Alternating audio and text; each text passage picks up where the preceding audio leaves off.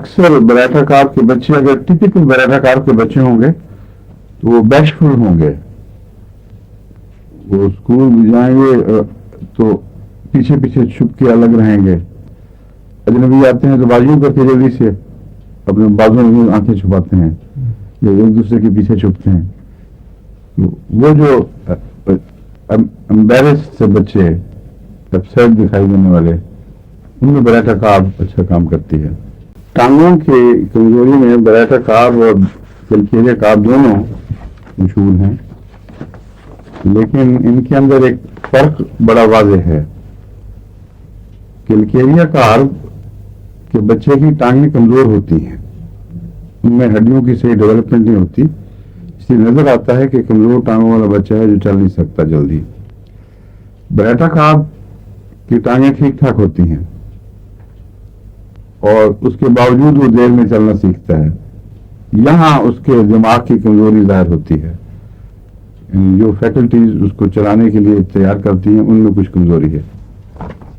ٹانگوں کی کمزوری لیٹ لرننگ ٹو واک جس کو کہتے ہیں، دیر میں چلنا سیکھنا، اور کن دواؤں میں پایا جاتا ہے کسی کو یاد ہے؟ بوریکس اور نیٹرومیور. نیٹرومیور میں دو چیزیں اکٹھی ہوتی ہیں، صرف چلنے میں نہیں بلکہ بولنے میں بھی بچہ دیر کرتا ہے، اور خالی بولنے میں دیر کرے اور چلنے میں نہ کرے تو کالی فاس بھی بہت اچھی دوا ہے، میرے تجربے میں ہے، اگرچہ میٹیریا میڈیکا میں ذکر نہیں ملتا اس کا. بعض دفعہ جب ایسے کیسز ہوں زیادہ تجزیہ نہ کر سکوں تو پہلے بہت زیادہ کیونکہ مریض آیا کرتے تھے، میں نے روٹین بنا لی تھی نیٹرومیور کالیفاس 6X ملا کر، اور یہ دیر سے چلنا سیکھنے اور دیر سے بولنا سیکھنے والے دونوں بچوں کے لیے بہت مفید تھا. عورتوں پر بچیوں پر اس کا یہ اثر ہوتا ہے کہ اس کو کہتے ہیں ٹو کم انٹو وومنہڈ، ان کا میچور ہونا بہت ڈیلے ہو جاتا ہے، اور بعض دفعہ 25 سال کی بچی بھی وہ اسی طرح بچہ بچہ ہی رہتی ہے، اس پہ کوئی جوانی کے آثار ظاہر نہیں ہوتے. اس میں براٹا کار بہت مفید ہے. سب سے افیکٹو لمبا اثر کرنے والا جو اس کا فائدہ ہے، چھوٹے بچوں کے تو وقتی فائدے ہیں ہی، وہ ہے اس آرٹیریوسکلروسس کی ٹینڈنسی کو یہ روکتا ہے. اس لیے لکھا جاتا ہے اس میں عموماً پریمیٹر اولڈ ایج. وہ پریمیٹر اولڈ ایج جو ہے وہ دراصل اس کا جو آرٹریز پر اثر ہے ان کو یہ سکیڑتا ہے، تھکنگ کرتا ہے. انڈوریشن وہی چیز ہے، ہر جگہ کام کرتی ہے. براٹا کار میں کوئی مادے بیٹھتے ہیں ایسے جس کی وجہ سے وہ تھکننگ ہوتی ہے، وہ یہ آرٹریز پر بھی اثر کرتا ہے.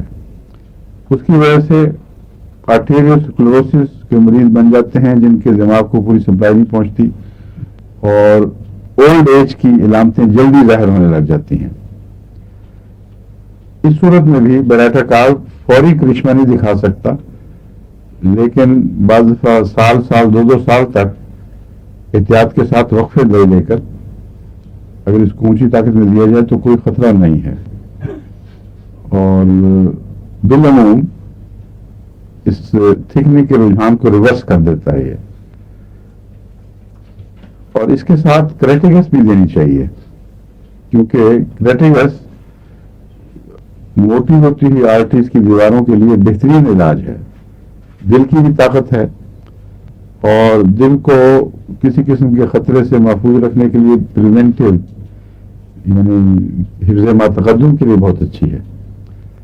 اگر براٹا کے ساتھ اس کا کمبینیشن بنا دیں، وہ خطرہ کہ بلڈ پریشر زیادہ گر کر کہیں نقصان نہ پہنچا دے، اس کو یہ چیک کر لیتی ہے کریٹیگس. تو لمبے عرصے کے لیے بوڑھے مریضوں میں براٹا کار کے ساتھ کریٹیگس دینا پسند کرتا ہوں، اور اس کا کبھی کوئی نقصان کہیں سے رپورٹ نہیں ہوا. فائدے ہوتے ہیں، کافی فرق پڑتا ہے.